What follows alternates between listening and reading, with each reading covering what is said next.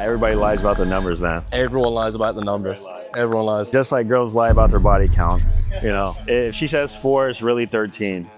It took us 3 months to double the business. And then in the last 3 months, 4x. Yeah, every month has been steadily going up, especially since you guys came in. We're on a trend of doing over 6 figures every month. Last month, like 120 to 140, something like that. This month, we're on track to doing above that 6-figure mark again. It's all been organic pretty much, right? Like 99% organic. I can build multiple YouTube channels. I know how to attract an audience. But the question is, do I know how to attract the right audience? Do I know how to convert, sell, close, like a lead, you know? For me, I outsourced from the very beginning. You know, even before I launched Digital Romeo, I had a closer. You never took a sales call, right? Never. That's good, that's good. What was business like before working with us? It's been about 14, 15 months now? Yeah, so my business before, I had a previous operator, which I had to let go. But in terms of numbers, I mean, even before the numbers, it was a little bit chaotic in terms of internal systems. I didn't have access to anything. I really didn't have full awareness of what was going on. And just everything that was structured at the time wasn't really aligned with what a high ticket coaching model should have. And so because of that, the business itself wasn't where it needed to be. We were still doing 5 figures. Yeah. So like, you know, 20, 30-ish, odd month, 40-ish sometimes too. But I knew that I could do better.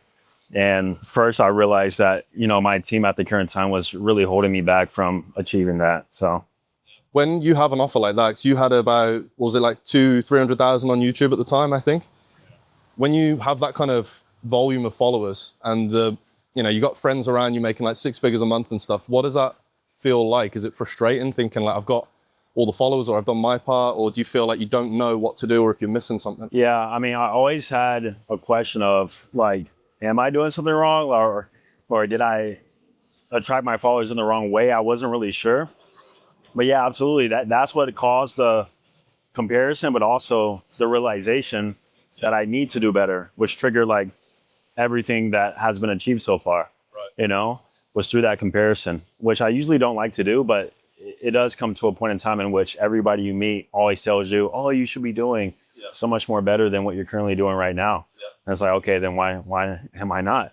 You know, so after having that realization, that's when I had to look at my content strategy. I had to look at my systems. I had to look at my team and realize that I had to let go of my ego. Like I wasn't doing the right things that I should have been doing, you know? That's interesting. Just on the point of like ego, what do you mean by that? Like you feel like you're pushing forward or you hired the wrong people and you had to admit that? Or what do you mean by that? Yeah, more so I thought that I had it all figured out in terms of systems, team, content. And I thought that there was no issue. Like I can build multiple YouTube channels. I know how to attract an audience. But the question is, do I know how to attract the right audience? Do I know how to, you know, convert, sell, close, like a lead, you know?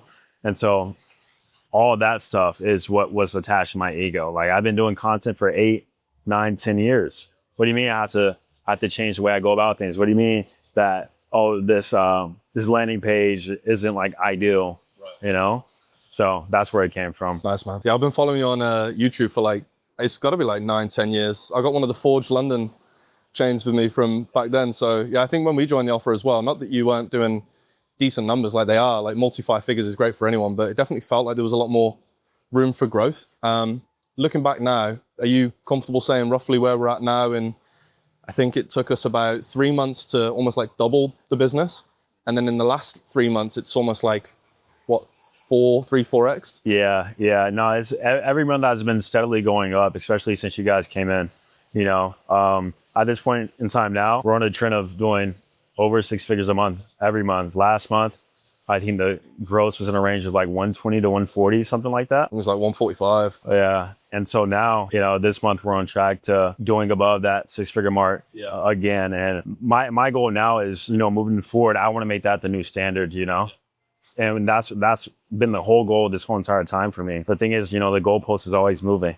And so it's like, you hit one goal, it's like, okay, like what now? Definitely. And I really don't want to have a complacent mindset, because my complacent mindset and mentality is what led me to the previous results before this.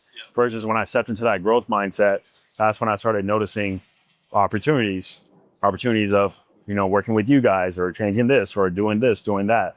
And so now it's more so okay, we're doing this 6 figures a month is like the new standard, below 100K mark, whatever.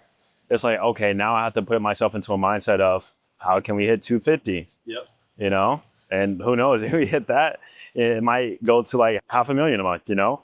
And at that point in time, we're reaching like just new standards of the whole entire industry in itself. Like I personally don't even know any dating coaches who's doing our numbers, really. I know about 2 or 1 maybe, but I definitely don't know anybody doing like a $250,000 a month, you know? It's all been organic pretty much, right? Like 99% organic. So we joined you in February, about late Feb 2025.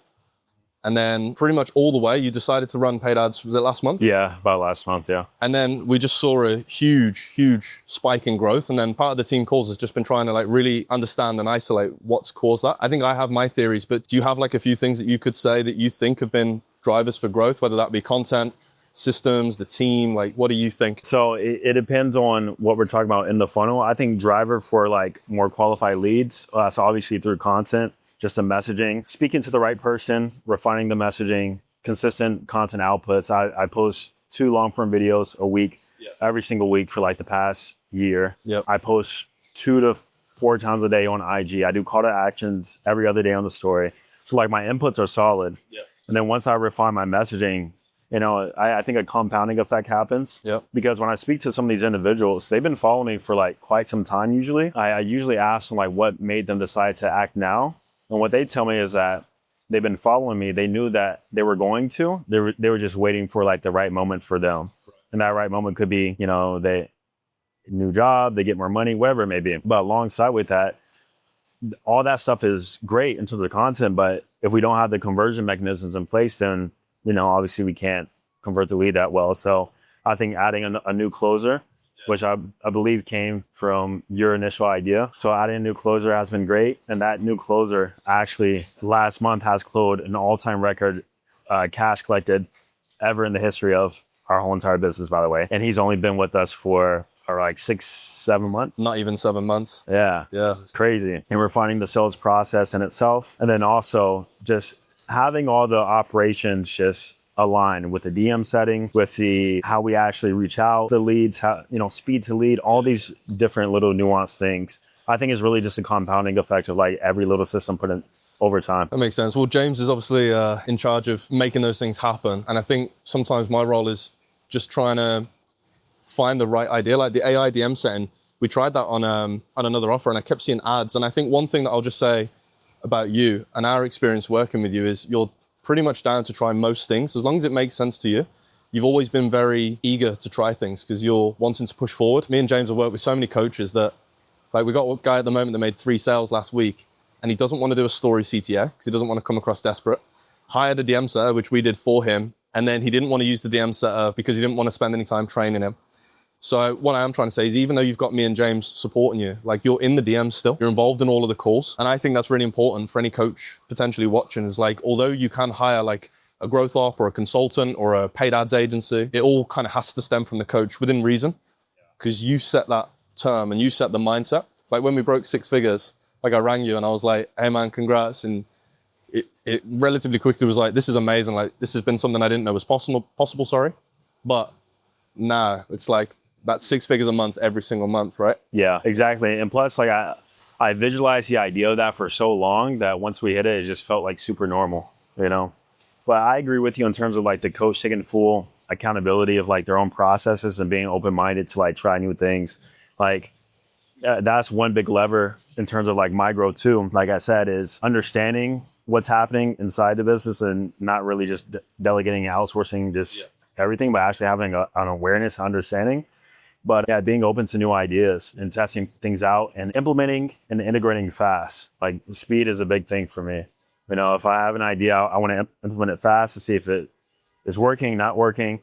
Then if not, I move on, try the next thing, you know? Fail fast is actually a really good mindset. I remember when we were running paid ads, it was like, they've got a budget of 1,000, 2,000 a week or a month. It's like, let's spend 500 in the first few days to try and figure out what works. One thing that I want to ask is you had tried a team before and you said that it didn't work out. Was there anything in particular? Was it like just the figures or was there any kind of like friction that you were finding? Was it low speed to implement? Like what are some of the, maybe the red flags for people watching? And if they're experiencing those, maybe it's time to either train or look elsewhere. So my previous operator, we we did low ticket funnels in the fitness space before we transitioned to the high ticket space.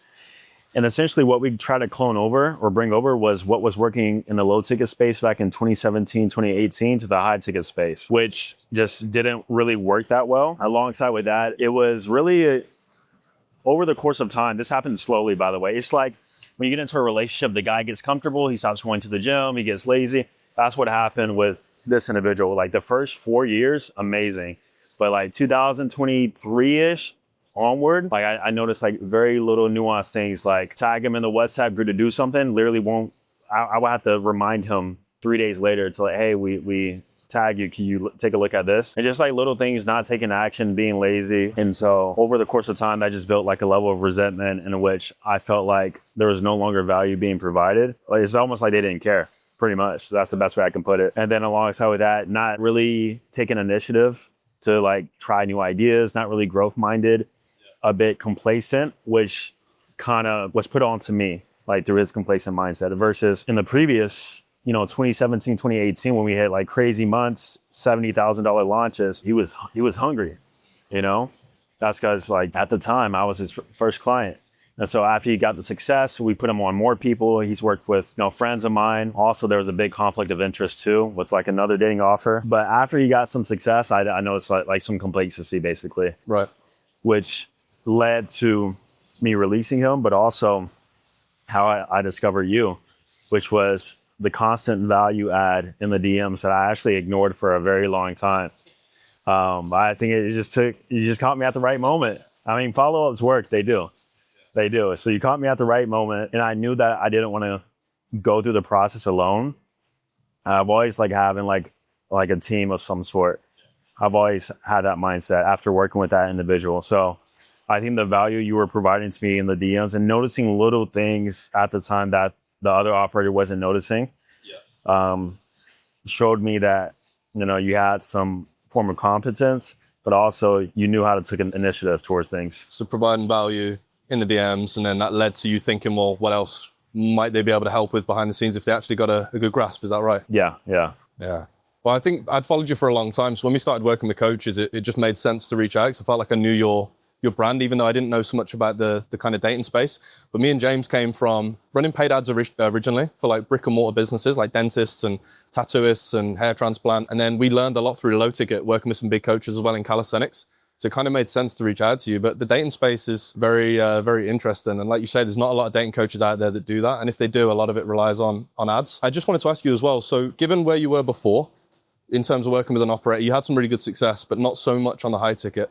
Is there anything in particular that me and James have been able to provide that you think is the most valuable? Is that more systems? Is that more, if you're busy and traveling, like you can rely on us to get back to you? Like what do you think some of the value is that we provide? Yeah, for sure. Systems, just like the whole entire internal structure and how that works with the automations, utilizing Discord. I'm not going to say the exact details, but like that whole process just makes everything very efficient.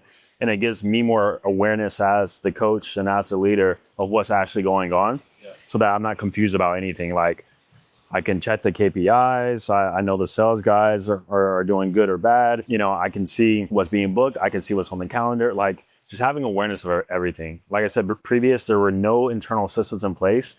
And so I had no awareness of not really anything, to be honest. And then alongside with that, I would say like team management. I'm already doing so much with like content, ideation, scripting, filming, coaching, which at scale, it takes so much of your time, especially a high ticket business. Like I'm on Zoom calls like half the day now. So it's like when I have to do all that, like the last thing I want to be worried about is like, oh, what did sales guy one did? I'm still involved and I still have awareness of it. But like having a bit of that offloaded a little bit too is very, very helpful and useful. And then also being able to like ideate. Like I feel like I come up with good ideas, but I like to hear perspective before I do something. And I don't want to go to AI. And so just being like a team player towards that and almost working with me as like an advisory sort of role too, in a way, That's nice. I guess as a coach, did you ever feel like before, especially in the low ticket days, did you feel like it was lonely at all? Or like, could you reach out to other fitness coaches at the time and speak to them? Or was it like now, like, are you feeling like you're confident to do that or? Is there a bit of a conflict? Reach out to other coaches. Yeah, like are you happy and comfortable reaching out to other dating coaches? Are you pretty open to doing that and like sharing figures, or do you try and keep that within the team a little bit? I mean, it depends on, I wouldn't reach out cold and share figures, but if I have a relationship with them, I wouldn't mind sharing it. Yeah. That's interesting. Yeah, I'm just curious because we've got clients, we sometimes, especially in the past, when we had higher volume, we work with one coach saying calisthenics and another one, and then they're talking to each other and we're getting it from both sides, knowing that they're both telling each other that they're earning more than what they are. So it's like, yeah, I'm just curious. That's proof that everybody lies about the numbers, man. Everyone lies about the numbers. Everyone lies. That's quite funny. Just like girls lie about their body count, you know. If she says 4, it's really 13. If they say 20K a month, it's really 12K a month. Yeah, they hit it once, and then they say, yeah, that makes sense. I've got some interesting figures here. I actually took a screenshot of this because I thought it was really worth knowing.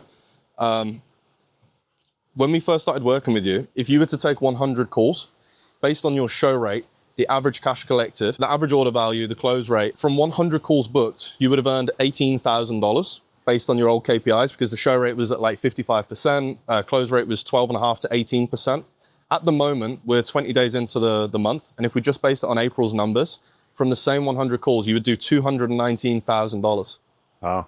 Which is crazy. So that's what I was saying on the call the other day. It's sometimes hard to pinpoint exactly where things have come from, but I think getting the guys to really improve their close rate, that's been on, we do a bi-weekly sales call now, another weekly sales call. We do a team call on a Tuesday as well. So that's 2 calls a week fixed every week. One new one that's bi-weekly. And I think just really focusing on the sales calls and having you there and present is really, really solid. Yeah. We're also introducing financing now as well. So to get that average order value from like $1,800 to over $4,000 now, I think finance has been a huge thing. And I think that's one thing that is sometimes hard for us to convey. Sometimes just having those external advisory like conversations, like you've just said, can lead to like huge growth. And again, like the coach has to be open to it. So we used, I mentioned to you about Revio, which is an AI appointment setter. You did your own research, didn't really love it based on whatever it was that you felt. And then we moved to another one, and that's obviously been super helpful as well. So I think it's super important to just be able to have open conversations and not feel like we can't speak to you and say, hey, what do you think about this idea? At the fear of you just shutting it down. Yeah. And then same with you as well. Like you've asked us about a recent investment, and then you've gone ahead and done it as well.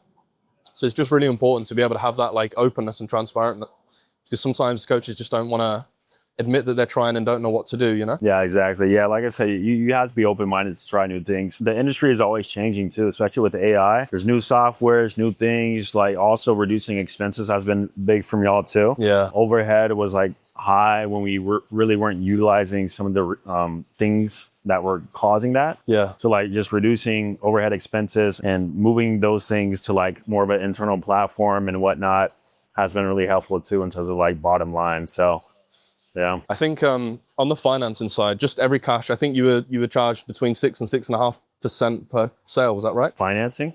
Not financing, sorry. So on the fees, every time we made a sale, I think it was about 6% that would be on processing fees. Oh yeah, yeah. So that's now reduced to around 2.5. Yeah. I think email marketing you were spending, was it about 400? 450, 400 a month. Yeah. ClickFunnels was 297. Yeah. So all of those now, you're basically just using your AI appointment setting, ManyChat, and Go High Level, right? Yeah. Yeah. And School. Yeah. Those are like the main reoccurring ones, and all that is like less than $500-600 a month. Pretty crazy to have a nice profitable business like that. Yeah. I would like to ask you, what did you expect working with us going in? Because I remember when we had the call, I remember some words that you said. And it was something to the effect of, I've got nothing to lose. And I remember trying to like say, like, are we all bought in? Like, what's bringing the skepticism? So I think a lot of coaches will resonate with that. Like, who do you trust? And like, how? Was it testimonials? I think you mentioned something about value that we gave. Like, is there anything that you would suggest that a coach look for in particular? Like, would you work with someone with no experience, or would you want them to have worked with big names? Like, what do you feel like? It depends on where you're starting at, right? So at the time, my business, like everything was chaos. You know, I just let go of somebody. I only had one closer. I had like an assistant coach I was kind of helping out. So, like everything was like on me. And it's like, but I had no awareness of like what was going on before. So I'm like, okay, like I need to gain awareness, but like I just need help at first to like understand everything again. Like I said, the value you were providing to me at the time just for free, like it logically just made the most sense to me. And I have these growth operators like in whoever in my emails and DMs, like all the time. Every single day I get emails like this. But it's like, I think with the saturated market, it's hard to trust like a random email. Yeah. Like even my last operator, I started working with him because he randomly emailed me. Okay. You know, that's all. But nowadays it's too much, and you really never know anybody's like true skill set. But I think you were able to show me the value, but also you've worked previously with people that I know. Yeah. I think that helped a lot too, honestly. So yeah, at the time I had nothing to lose. So it was like, we'll see what happens. If I don't like these guys, I'll give it a month or two and I'll just figure it out from there. But I didn't have to do that. So that's a pretty good mindset to have. I think one of the things that we always see with coaches is people just come in and they almost have a very, very bad mindset. And I remember we joked about it a lot. When we first paid for like an online mentorship, it was 90% of the course was mindset. So I'm interested because I think you're a pretty stoic, logical guy. What would you say, maybe a couple of points on mindset for a coach that really have been able to set you apart? I would say first, you always have to be thinking of growth. Like you can't be complacent. Like I said, the reason why I was stuck last time is because though I don't want to admit it, I was sort of complacent because I was kind of balancing like two businesses. I still have my fitness offer.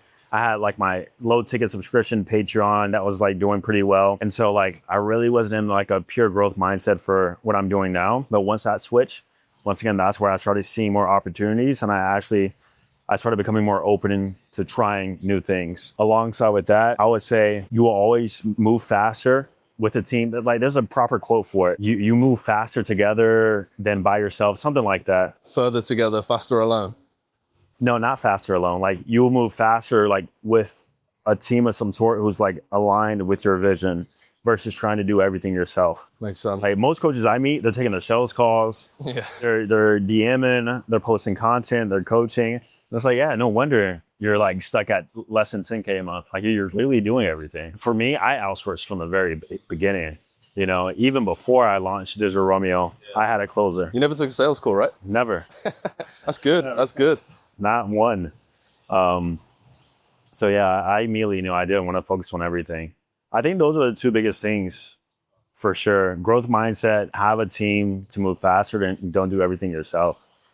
So I think that's a good mindset. I think I meet a lot of coaches that take their own sales calls and then usually they're not good at selling. Like they got there because they're good at content or other things. And then if they can't close the call, it was a broke lead. It's not necessarily I'm going to spend the next 10 hours. I mean, our guys that you work with now, like you said, like one's in London, one guy's in New York. So those time zones work really well. They work really well together. Sometimes they swap calls if need be. The DM set is very, very flexible.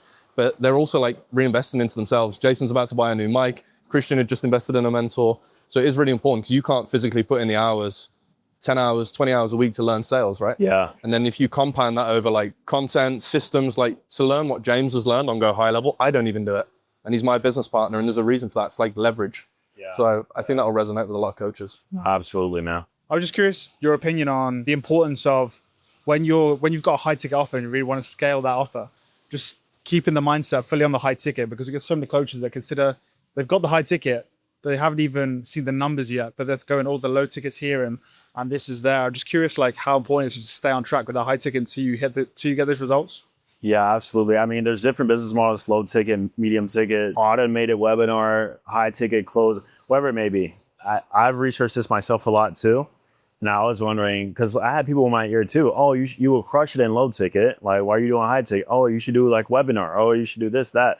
But like everything always came back to high ticket. Like all roads led back to high ticket. It just made the most sense. High ticket is actually easier because you need less volume, more of a qualified audience. But that's just through your content and refined messaging. And so I had to ask myself, did I want to go viral and mass appeal and sell to like 19-year-olds? Or did I want a more sophisticated audience, a higher quality lead and with less volume? And that's really what I wanted. So yeah, and what you're getting to also is like the shiny object syndrome of trying to do everything at once. At this stage now, at least where we're in with the high ticket space, or the business space, high ticket just makes the most sense. So I actually wouldn't encourage people do low ticket, though it could work, like everything could work, but what is going to be the best for you?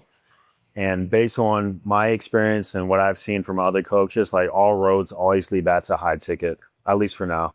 100%. I remember when we first started the offer, I think there was still some low ticket that was coming through your old ClickFunnels for your fitness offer. And I remember Aaron bringing up like, do you want us to fix this and make sure you're still getting the revenue from that when we close ClickFunnels? And you were just like, I'm not even thinking about that. Like your mindset was just fully on the high ticket. And then when you started to get the numbers, that's when you were considering the kind of branches off of that to kind of supplement that, I guess. Yeah. So you did it the perfect way, I think. Yeah. After making real money in high ticket, you start low ticket numbers start to demotivate you. It's like, I used to screenshot my Stripe because we would have like $2,000 days in low ticket. And I mean, back in 2018, that was a ton for me. I was like $2,000 a day, $3,000 a day. But now it's more like $10, $15, $20,000 days, you know? I think it was 30 the other day, right? Maybe, yeah.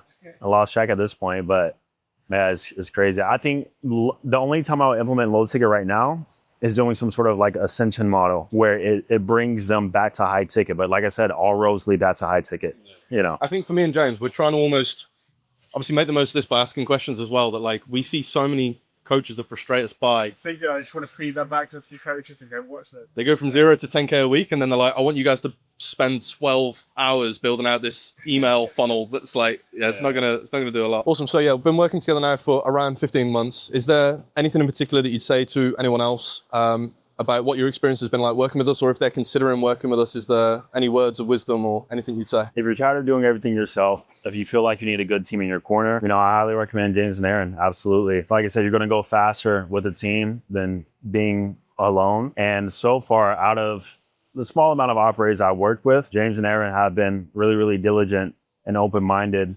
And so far, very active in terms of helping scale with growth and actually being on par with the vision that I had for my particular business. Awesome, man. Appreciate that. I think in the last 7 days, at some point, I remember seeing the WAP was at like 58.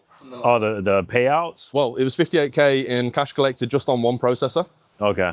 And I just want to say, when we joined you, it was, like you said, I think it was around 20, 30 in that region. What's the goal for you in the next 6 to 12 months? 6 to 12 months is refining more of the internal stuff. I definitely want to maintain like that 6-figure mark for sure. And once I truly believe we'll do it like 3-4 months in a row. So I want to see what happens there. But like I said, like what's the next level? What does that look like? And also as things scale, I'm sure things are going to break or, you know, new levels, new devils sort of thing. So I think just supporting that process in terms of whether it be like ads, whether it be building new funnels, whether it be internal systems or whatever it may be, just managing that and seeing how does that scale. Because, you know, I don't know what I don't know. I've never done revenue or this high. Yeah. And so, like, what does a proper high ticket business looks like at 150, 200, 250 a month? Like, I'm sure I'll have to change some things, but I'm willing to tackle it when I get there. And, you know, hopefully you guys are too. That's a really important message. I think, like you say, new levels, new devils. It's going to be fulfillment. How many onboarding calls can you take? Is it someone else who does the onboarding call? Like, how many DM setters? Like, it's new things. And I think sometimes people think when I hit 20 a month, 30 a month, it's all going to be like margaritas on the beach, and it's just like finding out those new skills. But yeah, man, I just want to say thank you very much for working with us. It's been an absolute pleasure. Awesome. Anything else? I guess I'll say to that last point is, in the high ticket space, like, unless you have like a passive low ticket course or something, like the work doesn't end, you know. As you have more revenue, like it's even more work for you. Now, not like in a bad way, but it's like you're going to get busier, and that's when you're going to be forced to like have some sort of team. It's like there's absolutely no way possible, at least for this current technology, that you could hit like 6 figures a month consistently with a high ticket offer doing everything yourself, you know. Especially if you're really ambitious and you want to get to like really, really high numbers. You know, if you're cool with like 10, 20, absolutely, maybe. But if you're any sort of ambitious individual, then you absolutely need a team on your side. So that's all I would say. Awesome, man. Well, thank you again. And we're looking forward to your event in the next 7 days. So, Of course. Awesome, man. Thank you guys.